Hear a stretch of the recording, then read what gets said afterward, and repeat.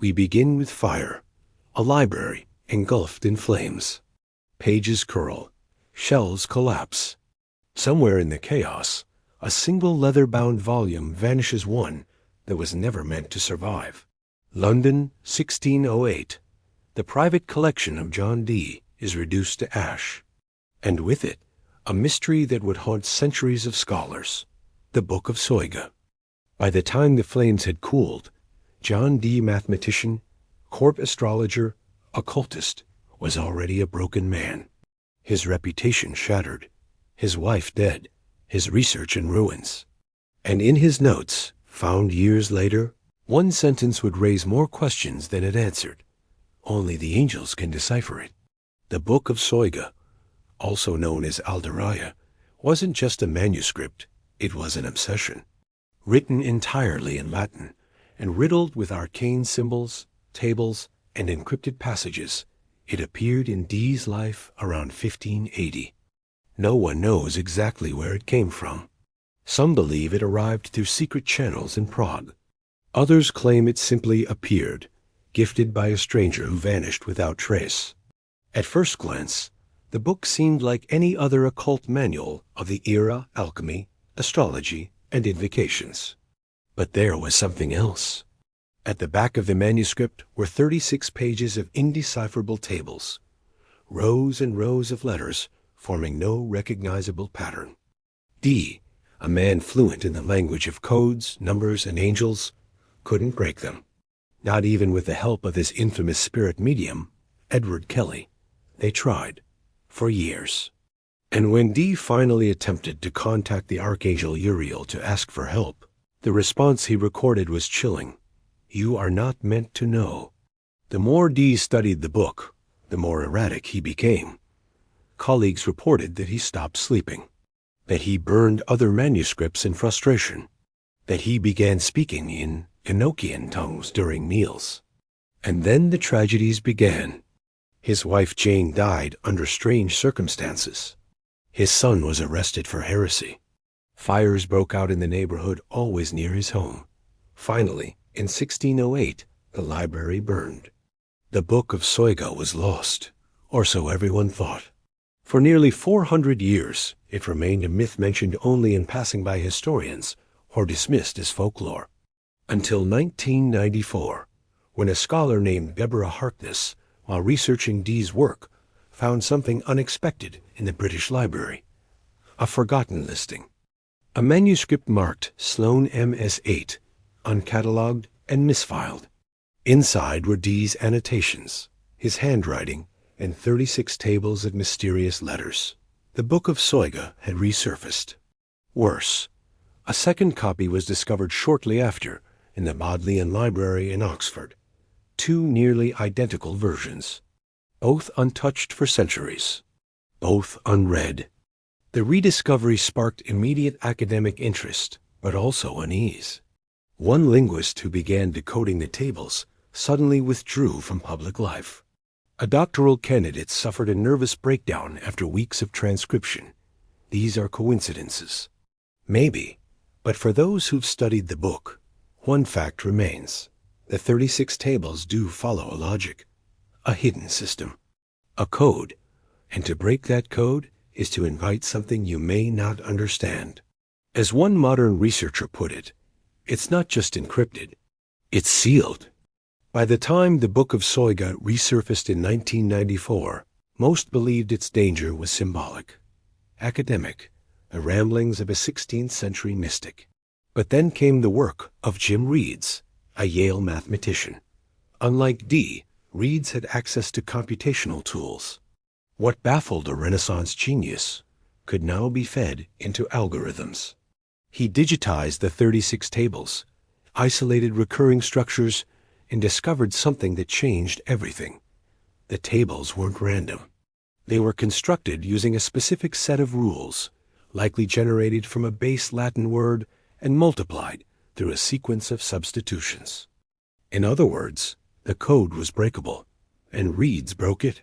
What he found wasn't a message in the conventional sense, not a paragraph, not a prophecy. Instead, it was a system, a set of symbolic transformations that echoed medieval numerology, Kabbalah, and even proto-computer logic. It was as if the tables were trying to teach a machine how to think. Only this machine was human. The deeper reeds went, the stranger the patterns became. Some tables folded into themselves, forming mirrored lattice. Others aligned with astrological calendars, predicting celestial movements with eerie accuracy. None of this should have been possible in 1552. And here's where things take a darker turn.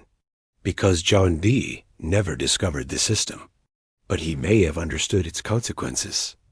In Dee's final writings, found only in the margins of his notebooks, he scrawled a phrase again and again: "He who understands the tables will lose himself." At first, scholars assumed it was poetic madness.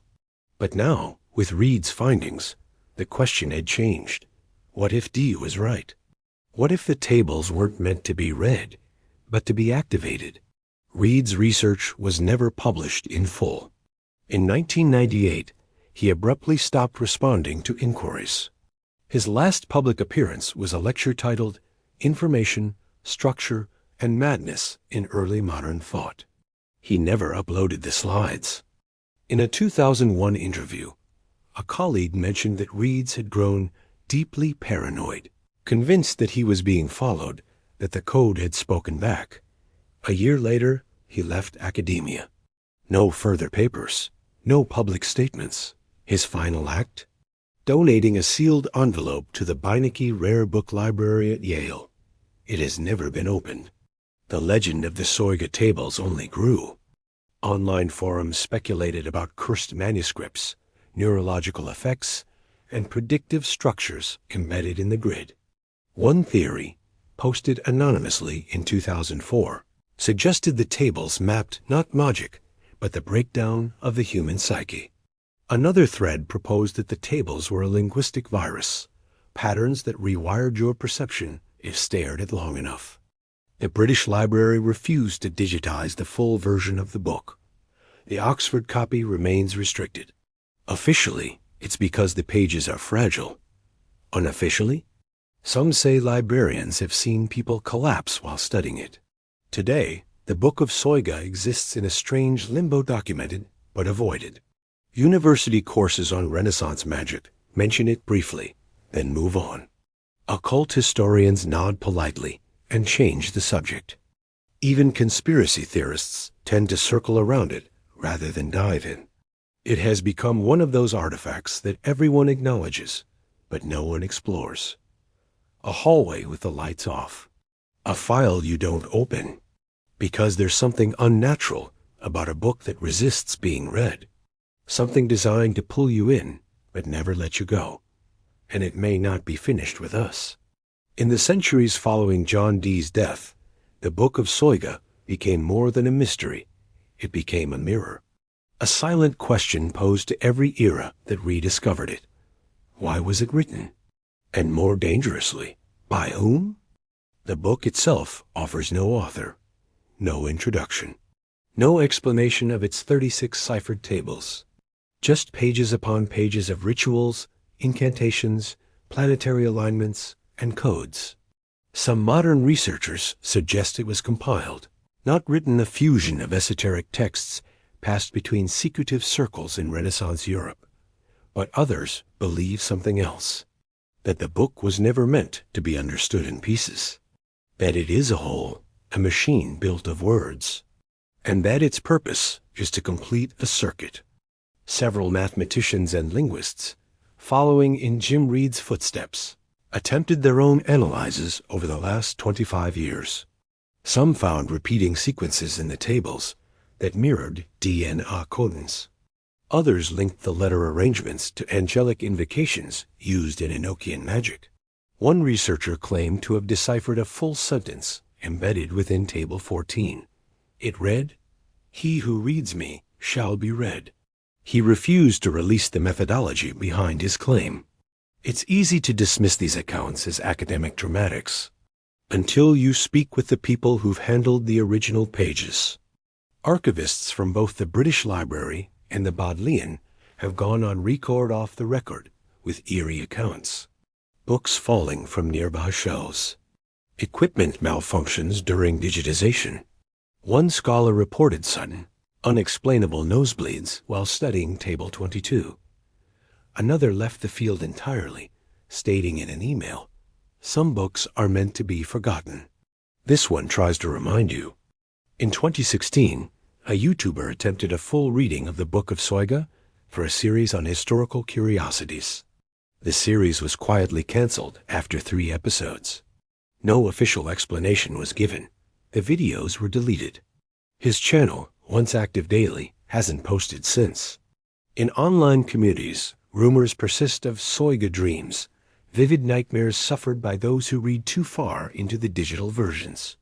Descriptions include tunnels of text, infinite staircases, and entities that speak in scrambled Latin. Urban legend? Probably, but patterns are forming, even in the disbelief. The book watches back. So where does that leave us? 2 physical copies of the Book of Soyga exist, both preserved but rarely accessed. No known third copy has surfaced. No modern scholar has completed a full translation. The mystery remains intact, not because it can't be solved, but perhaps because it shouldn't be. And maybe that's the book's greatest defense. It presents itself as a puzzle, but punishes anyone who tries to solve it. For John Dee, it was the edge of genius and madness. For Jim Reeds, a door best left closed. And for us, a reminder that some knowledge isn't hidden. It's protected, not by locks, but by consequences.